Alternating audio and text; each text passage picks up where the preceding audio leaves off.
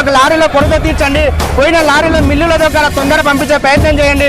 లేకపోతే ఈ రోజుతో ఇంతటితో సంవత్సరం వడ్ల బోనస్ పోయిన సంవత్సరం ఇంతవరకు బోనస్ పడడమే లేదు. మీరు బోనస్ వేస్తున్న ఈ రోజు వరకు కూడా పోయిన 6 నెలల పంట 6 నెలల క్రితం మీరు జరిగినారు, కానీ ఈ రోజు వరకు వరి బోనస్ కూడా లేదు. మళ్ళీ మీరు చెప్పిన హామీలు ఒక్కటి నెరవేర్చారు. రైతు బోనస్ వేస్తున్నారు, రైతు బోనస్ లేదు. రైతు బంధు వేస్తున్నారు, రైతు బంధు లేదు. మేము కళ్యాణ లక్ష్మి అన్నారు, కళ్యాణ లక్ష్మి తులం బంగారు లేదు, రుణ మాఫీ లేదు.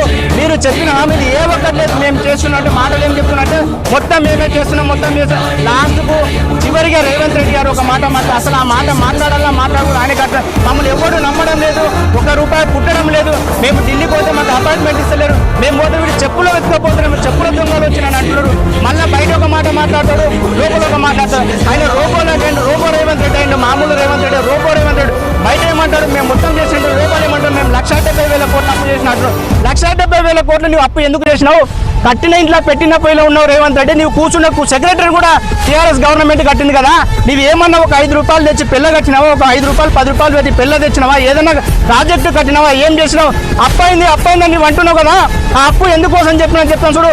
మేము తెలంగాణ రాష్ట్రం ఉమ్మడి ఆంధ్రప్రదేశ్ ఉన్నప్పుడు విడిపోయిన రోజు మన పరిస్థితి ఘోరంగా ఉండే. దాదాపు అంటే 1 కోటి ఎకరాలకు పారే ప్రాజెక్టు, కాళేశ్వరం ప్రాజెక్టు కట్టినాం. 33 జిల్లాలు ఏర్పాటు చేసినాం, 33 కలెక్టర్ ఆఫీసులు ఏర్పాటు చేసినాం, 33 ఇంజనీరింగ్ కాలేజీలు ఏర్పాటు చేసినాం, 33 పోలీసు భవనాలు చేసినాం, 33 దాదాపు 119 ఎమ్మెల్యేలకు ఈరోజు బిల్డింగ్లు కట్టినాము, రైతు బంద్ చేసినాము, కళ్యాణ లక్ష్మి ఇచ్చినాం, షాదీ ముబారక్ ఇచ్చినాం, పిల్లలకు సన్న బియ్యం పెట్టినాం, కేసీఆర్ కిట్ ఇచ్చినాం. ఈ రాష్ట్రంలో మొత్తం మీద రవాణా ఎక్కడ ఇబ్బంది లేకుండా రోడ్లు మంచిగా చేసినాం. ప్రతి మండలాలు ఏర్పాటు చేసినాం. ఆ రోజు అప్పు చేసినాం. రాష్ట్రాన్ని పక్కా రాష్ట్రాలతో పోల్చుకుంటే ధనిక రాష్ట్రం ఏదంటే తెలంగాణ రాష్ట్రం అనేటట్టు పక్కా రాష్ట్రాల ముఖ్యమంత్రులు పక్కా రాష్ట్రాలు కూడా తెలంగాణ వైపు చూసుకునే విధంగా పలికా మన రాష్ట్రం సైడ్ చూసే విధంగా చేసినాం తప్ప అన్నీ చేసి పెట్టినాం. ప్రజలను మోసం చేసినావు. మామూలుగా ఎవరికి మోసం చేసినా ఈ దేశంలో మహిళలకు మోసం చేసినావు. మహిళలు దేవతలతో సమానం. మహిళలకు మోసం చేసినావు. నువ్వు ₹2,500 ఇస్తాను, ఈ రోజు ₹2 ఇవ్వడం లేదు. 2,000 నుంచి 4,000 పింఛన్ చేస్తాను, అది లేదు.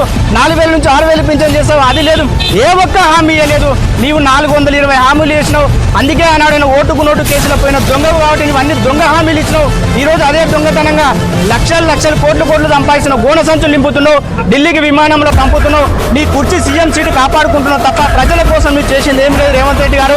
ఇకపైనా దయచేసి కళ్ళు తెరిచి ఈ రాష్ట్ర 4 మూలల 4 కోట్ల జనానికి ఇబ్బంది లేకుండా రాష్ట్ర రైతాంగాన్ని మీరు కాపాడుకోండి.